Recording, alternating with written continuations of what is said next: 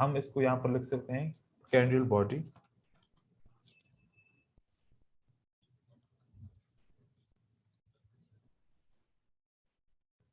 अब कैंडल की बॉडी हो गई ये वाला हिस्सा जो फिल्ड है। इसके ऊपर आपको कुछ लाइन भी नजर आएगी, कभी ऐसे लाइन नजर आएगी और कभी नीचे की तरफ से लाइन नजर आएगी। इस लाइन को हम विक कहते हैं, विक भी कह सकते हैं आप इसको शेडो भी कह सकते हैं। अब ये तो स्ट्रक्चर है कि कैंडल की बॉडी होगी और उसका विक होगा, लेकिन इसके अंदर इंफॉर्मेशन कहां कहां पर होती है।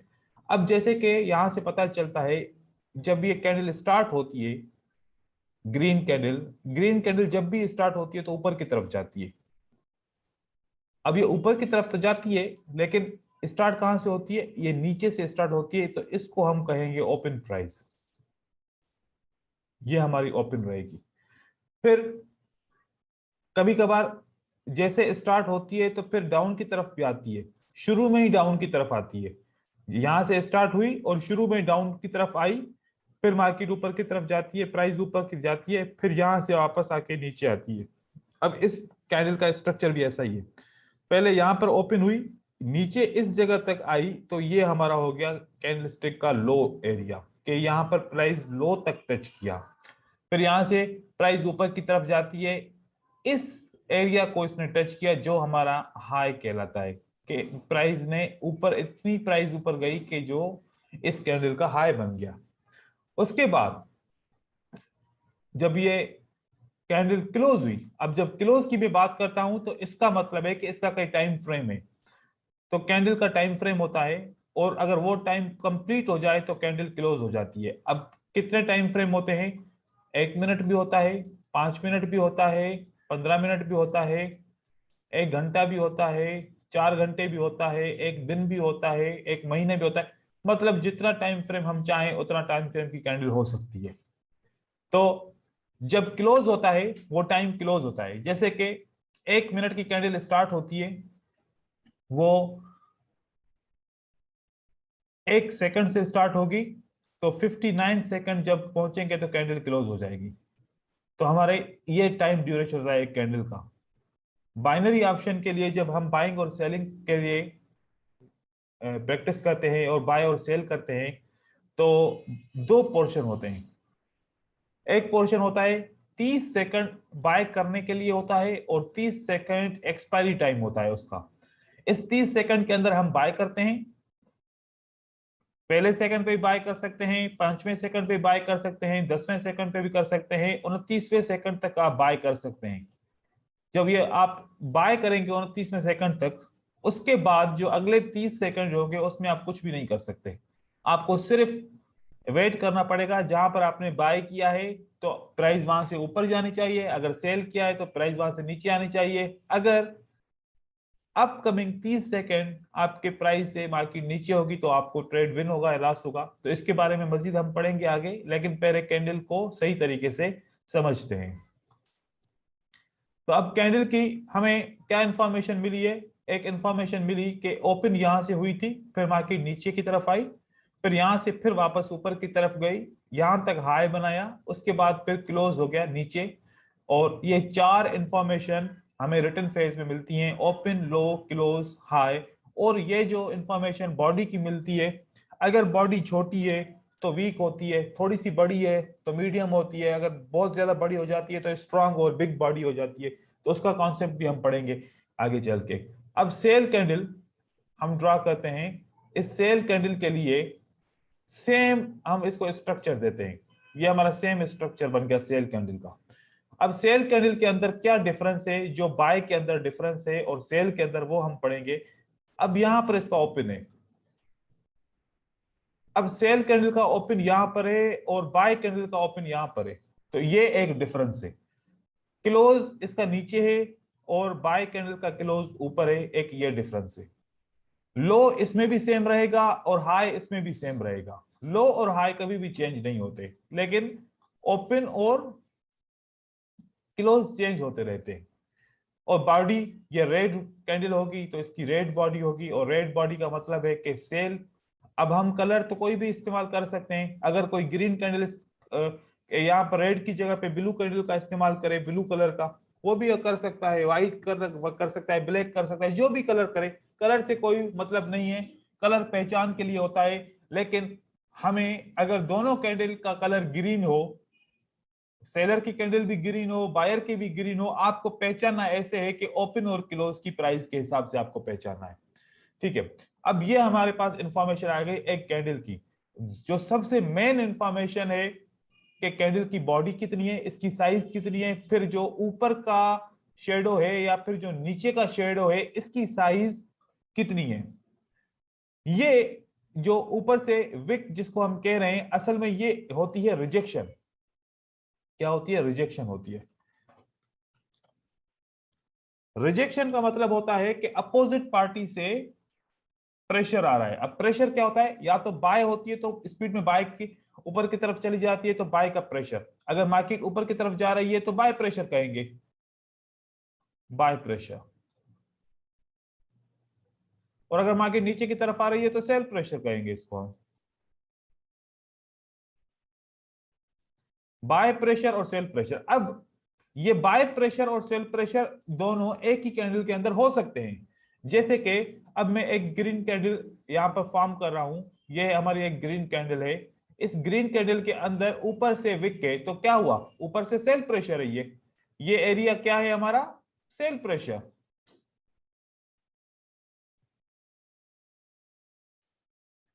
तो ये हमारी क्या रहेगी? बॉडी रहेगी। बॉडी किसकी है? बाय की है। तो इसको हम कह सकते हैं बाय प्रेशर। तो ऊपर से रिजेक्शन एक ही कैंडल में, अगर बायर की कैंडल है तो सेलर की रिजेक्शन आ सकती है।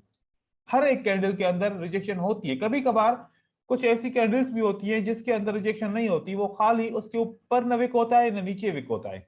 तो इन कैंडल के भी कुछ नाम होते हैं, जब हम नाम पढ़ेंगे तो आपको बताऊंगा कि इनके नाम कैसे होते हैं।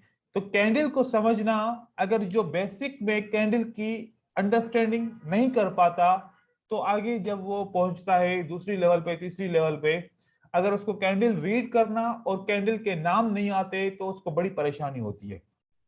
तो जितना हो सके बेसिक के ऊपर हम ज्यादा ध्यान देंगे, आगे चीजें आसान हो जाएंगी, आप खुद भी कर सकते हैं। लेकिन बेसिक बहुत ही इंपॉर्टेंट होता है। तो अब हमें क्या पता चला कि ये जो विक कैंडल के नीचे या ऊपर होता है, असल में ये सेल प्रेशर या बाय प्रेशर होता है। अब आप मुझे बताएं, जब बायर बाय करता है, देवेंद्र आप बताएंगे, जब बायर बाय करता है तो प्राइस ऊपर की तरफ जाती है या नीचे की तरफ आती है? सर ऊपर की तरफ। बिल्कुल। और जब सेल करता है सेलर तो प्राइस किस तरफ जाती है? सर डाउन हो गए। अब यहां पर एक सेल की कैंडल है, ठीक है, ये सेल की हाँ कैंडल जी। है। इसमें मैंने देखा कि नीचे की तरफ से एक शेडो है। अब नीचे ये हाँ कौन आया जी। था? बताएं। सर बायर आए होंगे जो जिससे रिजेक्शन हुआ है। रिजेक्शन हुआ, तो इसका हम कह सकते हैं कि बायर इस कैंडल में नीचे की तरफ से एक्टिव है, राइट? हाँ जी सर। तो वो भी एंटर हुए हैं। अच्छा, अगर मैं एक कैंडल ड्रा करता हूं, इस कैंडल के ऊपर से एक विक है, तो इसमें मैं क्या कहूंगा कि इसमें किसका प्रेशर आया था और फिर किसने कंट्रोल किया? सर सेलर का प्रेशर आया और सेलर ने पूरी तरीके से कंट्रोल कर दिया। नहीं, पहले जो तो बायर नीचे का से। प्रेशर आया ना। पहले तो बायर ने ऊपर लेके गया मार्केट को। पहले कौन लेके गया मार्केट को ऊपर? सर हाँ सर, पहले बायर लेके गए ऊपर तक, फिर उसका सेलर का ज्यादा प्रेशर की वजह से डाउन हो गए बिल्कुल। बिल्कुल डाउन हो गया। Very good. और देखें, जब ये डाउन हो गया तो फेल कौन हो गया इसमें? तो बायर्स फेल हो बायर गए। फेल हो गया। जब एक रेड कैंडल में ऊपर से रिजेक्शन आएगी तो बायर फेल हो जाएगा, और जब एक रेड कैंडल में नीचे से रिजेक्शन आएगी तो बायर एक्टिव है। ये दो चीजें याद रखनी हाँ है। जी। ये दो चीजें सिंपल सी है, ये याद रखनी है कि एक रेड कैंडल के अंदर जब नीचे से रिजेक्शन आती है तो उस वक्त जो बायर एक्टिव होता है, और एक रेड कैंडल में जब ऊपर से रिजेक्शन आती है तो उस वक्त बायर फेल होता है, क्योंकि वो कंट्रोल्ड हो चुका होता है सेलर की तरफ से, राइट? यस अच्छा, सर। अब यहां पर एक ग्रीन कैंडल की बात करते हैं। चलो एक ग्रीन कैंडल को देखते हैं। ग्रीन कैंडल के अंदर ऊपर से एक रिजेक्शन है, तो अब बताएं कि सेलर एक्टिव है या सेलर फेल है? सर सेलर एक्टिव है, लेकिन मतलब फिर मतलब बायर्स ज्यादा हावी है सर।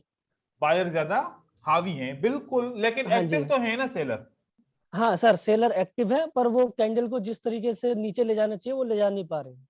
बिल्कुल ऐसा ही है कि सेलर एक्टिव हैं, भले थोड़े हों या ज्यादा हों, लेकिन एक्टिव तो है ना यहां पर। ठीक है। हाँ जी अब सर। यहां पर जब मैं बात करूंगा कि यहां पर तो सेलर बिल्कुल भी एक्टिव नहीं है। अब यहां पर सेलर आए थे, किसने कंट्रोल कर दिया? बायर ने कंट्रोल कर बायर्स ने। दिया। तो अब यहां पर इस रिजेक्शन, ये रिजेक्शन किसके फायदे में है? बायर के फायदे में है। ये रिजेक्शन हाँ सेलर जी। के फायदे में है, क्योंकि यहां पर बायर, सेलर आया था, नीचे लेके आया मार्केट को, बायर ने उसको प्रेशर से कंट्रोल करके मार्केट को ऊपर की तरफ ले गया। इसका मतलब है कि सेलर फेल हो गया। Yes sir. अगर सेलर स्ट्रांग होता तो फिर रेड कैंडल बनाता। सेलर नीचे तो आया, लेकिन फिर बायर ने इसको कंट्रोल कर दिया। तो अब हम एक कैंडल की इंफॉर्मेशन को समझ चुके हैं, और उसके ऊपर और उसके नीचे वाले विक की मीनिंग को भी समझ चुके हैं कि ऊपर का विक रेड कैंडल और ग्रीन कैंडल में डिफरेंट डिफरेंट मीनिंग है। ये नहीं है कि जो ग्रीन कैंडल में ऊपर के विक की मीनिंग है, इसकी जो मीनिंग है वो इसकी मीनिंग भी सेम होगी, ये बिल्कुल भी नहीं होगा। क्योंकि यस बायर सर। और सेलर की जो भी इंफॉर्मेशन पढ़ेंगे वो एक दूसरे से हमेशा अपोजिट रहेगी, ये याद रखना है। ठीक है। आप ये नहीं समझना कि अगर ये बायर के अंदर जो ऊपर से रिजेक्शन आई है तो हम कहते हैं कि सेलर की रिजेक्शन जो बिल्कुल सही है, कि एक बायर की कैंडल में ऊपर से रिजेक्शन आई है, ये सेलर की रिजेक्शन है। लेकिन एक सेलर की कैंडल में ऊपर से रिजेक्शन आई है तो ये बायर आए थे, सेलर ने रिजेक्ट किया, मतलब पहले बायर आए थे, राइट। ठीक है सर। यहां पर बायर एक्टिव रहेंगे। अब दूसरी बारी आती है, अब ये तो हमें पता चल गया। दूसरी बारी ये आती है कि जब अगर कैंडल में विक भी ना हो तो फिर क्या कहेंगे? अगर इस कैंडल में विक के, मैं अगर पूछूं, आप अपने एक्सपीरियंस के हिसाब से बताएं कि इसमें से कौन सी कैंडल स्ट्रांग रहेगी, नंबर 1 और नंबर 2? इनमें स्ट्रांग कौन सी है, वीक कौन सी है? सर फर्स्ट वाली स्ट्रांग रहेगी, अगर वो रेड बनती है तब भी स्ट्रांग रहेगी, और ग्रीन बनती है तब भी स्ट्रांग रहेगी। Very good. पहली कैंडल जिसमें विक नहीं है वो स्ट्रांग होती है। जिस भी कैंडल के अंदर ऊपर या नीचे से विक आ जाता है तो वो कैंडल वीक होना शुरू हो जाती है, क्योंकि उसमें एंट्री दो पार्टियों की होती है, जैसे कि बायर और सेलर दोनों उस कैंडल के अंदर एंटर हुए होते हैं। ठीक है। अब लेकिन यस। अगर मैं ये पूछूं, अभी यहां पर एक और कैंडल बना रहा हूं कि एक कैंडल में नीचे से विक के और एक कैंडल में ऊपर और नीचे से विक के, अब इनमें से कौन सी स्ट्रांग कैंडल है? तो नंबर 1 या नंबर 2?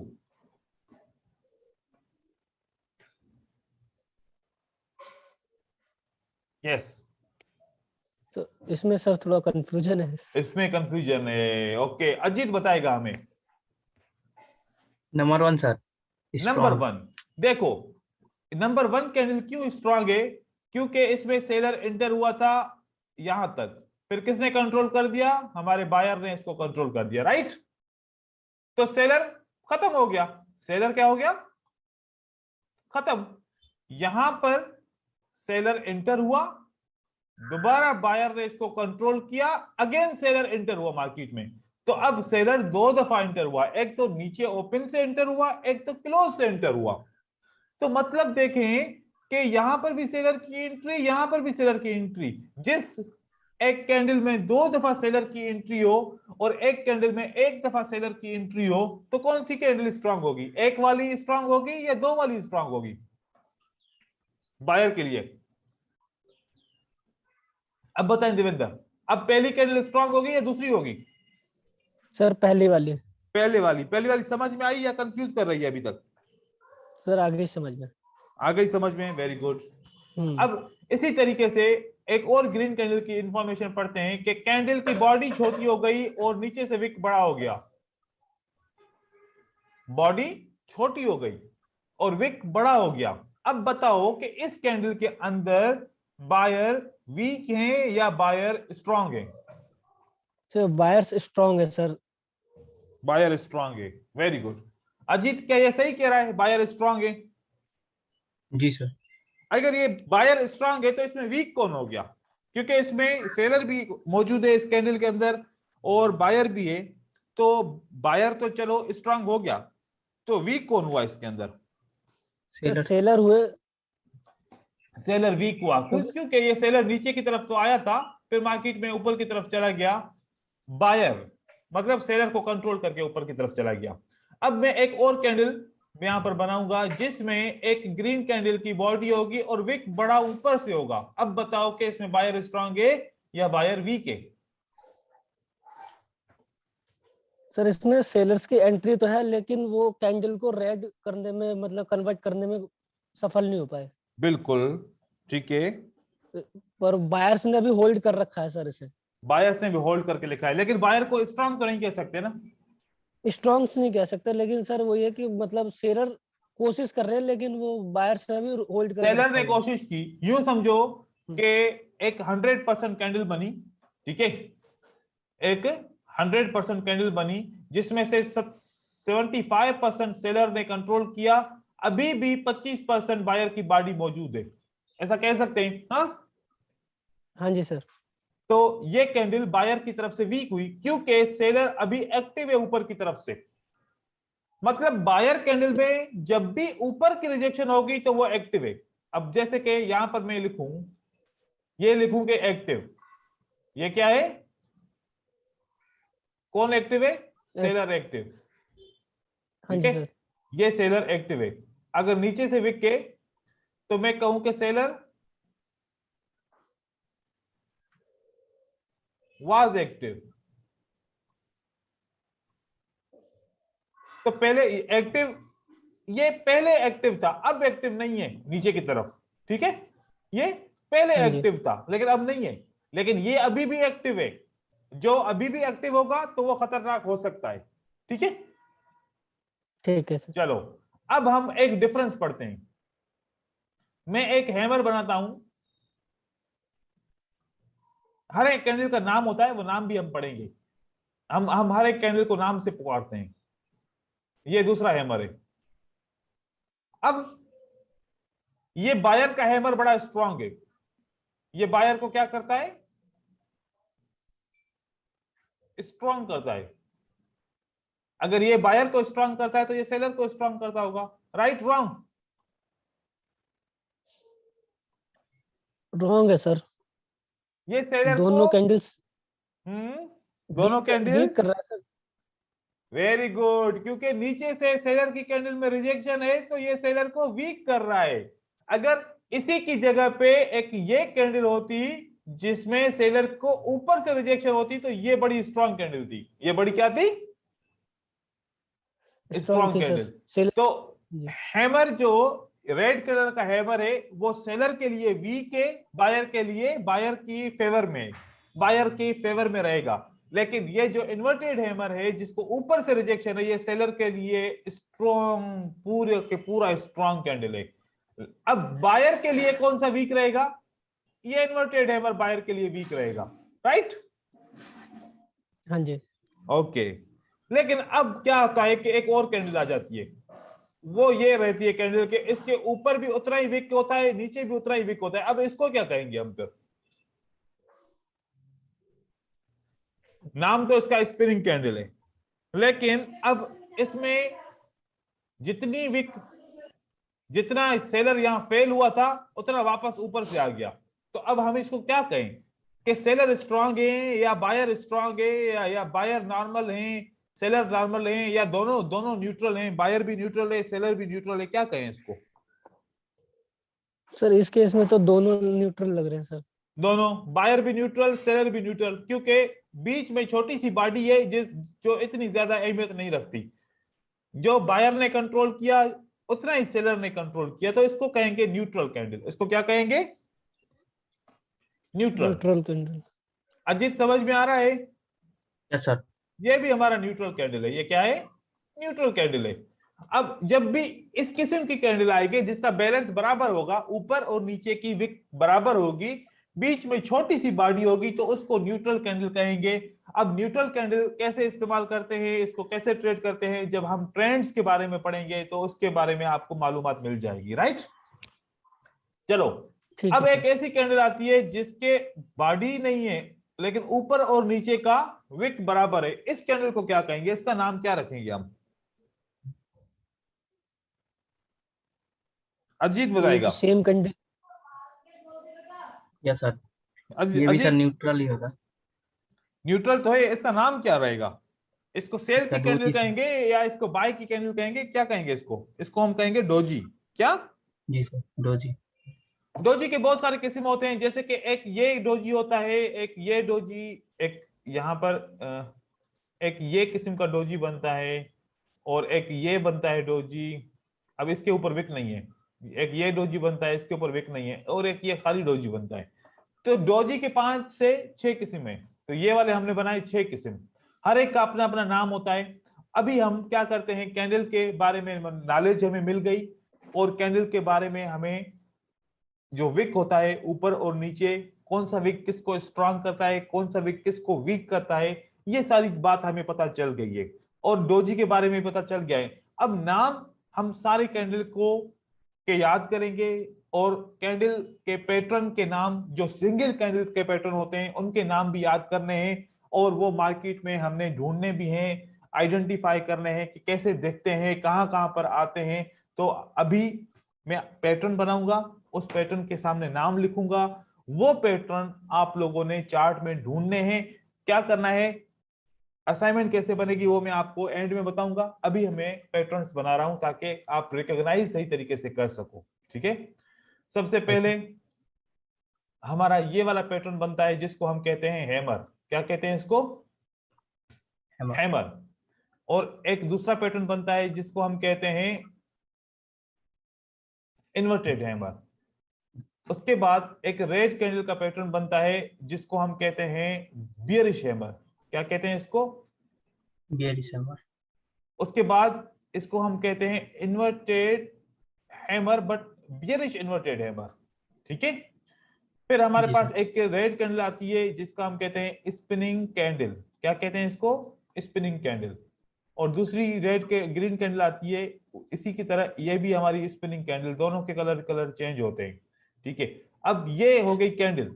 अब इसी हैमर की तरह एक और कैंडल होती है जिसके ऊपर छोटी सी पिन होती है, ऐसे छोटी सी रिजेक्शन होती है, और इसी तरीके से रेड कैंडल बनती है जिसके अंदर भी छोटी सी रिजेक्शन होती है। अब ये हैमर नहीं है, ये याद रखना, ये दोनों हैमर नहीं है, इसको हम कहेंगे पिन बार। तो पिन बार हम याद रखना है, पिन बार। और इसी तरीके से ऐसे इन्वर्टेड हैमर की तरह कैंडल होगी लेकिन नीचे से पिन होगी, तो ये भी पिन बार हो गई। और रेड कलर की कैंडल ऐसी बनेगी, वो भी पिन बार होगी। अब ये सारे क्या हैं हमारे? Pin bar. Pin bar. अब ये जितने भी कैंडल से हमारी पिन बार हैं, तो हम इनके सामने नाम लिख लेते हैं कि पिन बार। अब पिन बार बियरिश और बुलिश आप कलर के हिसाब से समझ सकते हैं। ये हमारा क्या हो गया? हैमर। हैमर। ये हमारा क्या हो गया? अब हैमर को, क्योंकि हैमर को हमने रेड हैमर से आइडेंटिफाई करना है, तो फिर अब हम इसको क्या कहते हैं, हैमर की जगह पे लिखते हैं बुलिश हैमर। ठीक है, ताकि मैच ना हो। यहां पर हम क्या लिखेंगे? बुलिश बुलिश इन्वर्टेड है। Inverted hammer. और ये हमारा क्या रहेगा? बियरिश। इसको क्या कहेंगे? Bearish hammer. और इसको क्या कहेंगे हम? Bearish inverted hammer. और इसको क्या कहेंगे? Spinning candle. अभी भी मैं स्पिनिंग टॉप या स्पिनिंग बॉटम इसको नहीं कह रहा, वो जब मैं आपको समझाऊंगा फिर मैं कहूंगा कि ये स्पिनिंग है, कौन सी स्पिनिंग है। स्पिनिंग कैंडल अभी सिर्फ कहूंगा। ठीक है, अच्छा ये दोनों एक ही जैसे हैं तो फिर दोनों को स्पिनिंग कहेंगे, सही है। अब एक और कैंडल आती है, ये हमारी कैंडल आती है, इसको ना ऊपर से विके ना नीचे से। अब ये और एक ग्रीन कैंडल ऐसी बनती है, ये, तो ये हमारी क्या हो गई? इसको हम कहेंगे मारू बोजो। मारो बोजू। क्या कहते हैं इसको? मारो मारू। मारो बोजो। ठीक है, अब मारो बोजो कैंडल हो गई जिसके ना ऊपर विक ना इसके नीचे विक। अब कुछ ऐसी कैंडल्स भी तो होती है ना जिसके ऊपर सिर्फ विक होगी, जिसके सिर्फ ऊपर विक होगी।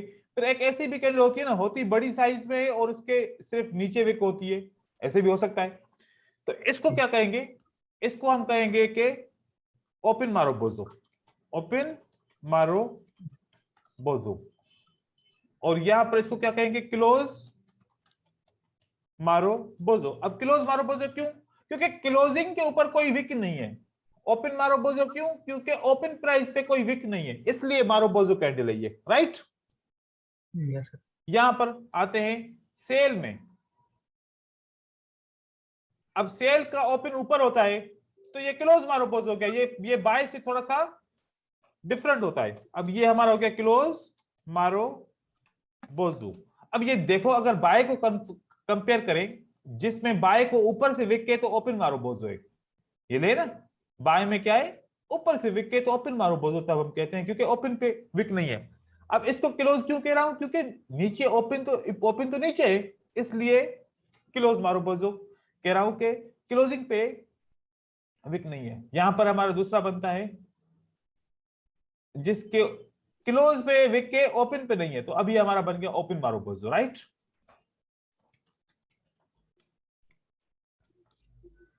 तो ये आपको कंप्लीट सिंगल कैंडलस्टिक पैटर्न, ये हमारे कौन से पैटर्न है, सिंगल कैंडलस्टिक पैटर्न्स, राइट है। अब ये पैटर्न्स आपने याद करने हैं, जैसे मैंने लिखे हैं ऐसे ही याद करने हैं, चार्ट में भी ढूंढने हैं। चार्ट में ढूंढ के आपने मुझे दिखाने भी हैं। अब वो कैसे ढूंढेंगे, जैसे फॉर एग्जांपल यहां पर चार्ट है ये, अब इस चार्ट के अंदर ये कौन सा है, पिन बार है, ये क्या है, पिन बार, ये पिन बार है, ठीक है, ये पिन बार है, ये पिन बार है। अब इन्वर्टेड हैमर की तरह दिखता है, लेकिन नीचे से पिन है तो पिन बार होगा, ये भी पिन बार है, ये देखो ये नीचे से विक के तो पिन बार है। तो इस तरीके के बहुत सारे हमें पैटर्न मिलेंगे। अब हमने वो पैटर्न आइडेंटिफाई करने हैं। तो ये मैं पिक्चर सेव करता हूं, और सेव करने के लिए आपको फिर मैं दूंगा भी सही, लेकिन एक चीज इसमें ऐड करता हूं। अभी हमारे पास कुछ और पैटर्न है, कौन से पैटर्न है, कौन से मैं भूल गया हूं जो मैंने नहीं लिखे, अजीत बताओ या मैं बताऊं खुद। सर सिंगल वाले में सर, हाँ, शूटिंग स्टार और हैंगिंग मैन। अब ये बिल्कुल हैमर की तरह होता है, किसकी तरह होता है, अब कहेंगे कि सर ये भी ये हैंगिंग मैन आप कह रहे हैं और वो आप बुलिश हैमर कह रहे हैं, ऐसे कैसे हो सकता है। ये बिल्कुल ऐसे ही है जैसे कि इन्वर्टेड हैमर है, तो ये कैसे हो सकता है कि एक जैसे पैटर्न के दो दो नाम। अब मैं आपको बताता हूं, देखो मार्केट नीचे की तरफ आई है, यहां पर स्टॉप हुई, यहां पर क्या बना, हैमर बना, फिर मार्केट ऊपर गई, यहां पर क्या बना,